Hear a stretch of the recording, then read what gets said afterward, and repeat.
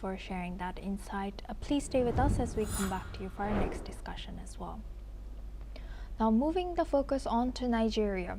At least 8 Nigerian troops were killed after a roadside bomb struck their armored vehicle in the northeast state of Borno, according to local military and United Nations sources.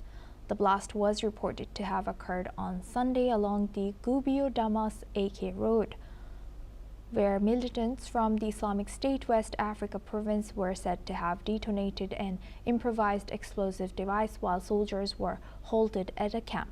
However, the explosion hit a mine-resistant ambush-protected vehicle, with the location described as unusual for such attacks, raising concerns that Islamic State West Africa province is expanding its operational reach. The incident comes amid warnings of rising IED attacks in Borno State and follows another blast that has wounded soldiers a day earlier. Now, for this discussion, we welcome back Mr. Ayanuga Olugbenga Paul. He's a public affairs analyst, joins us live from Nigeria. Thank you very much, Mr. Paul, for staying with us. What more can you tell us about this? Thank you. What more can you tell us about this, the latest attack in Nigeria on Nigerian military by militants?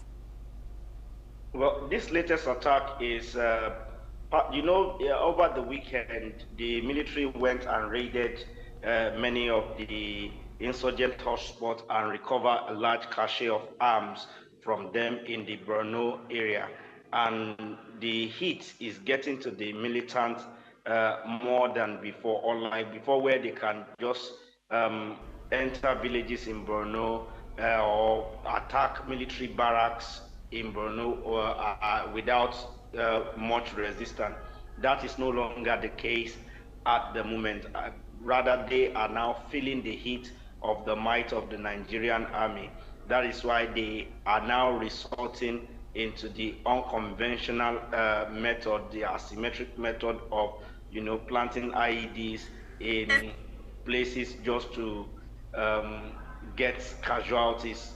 Unlike before, when they can precisely determine that we want to enter this place, we want to wreak havoc. That's in the Borno area, because when I'm saying this, it doesn't mean that they are still not entering places in other areas of the country, as highlighted by the carnage that they wreaked in Nasarawa / Niger State over the weekend, where about 37 people were killed and the operation lasted 3 hours. But in Borno, there is so much intense pressure that they are facing, and they are facing it on both the Nigerian side, the Chadian and the Nigerian side, such that there is very little room for them to operate, and that is why they are resorting into to planting IEDs everywhere now. But the intelligence gathering by the Nigerian military in the last few months has stepped up, and it is paying off, because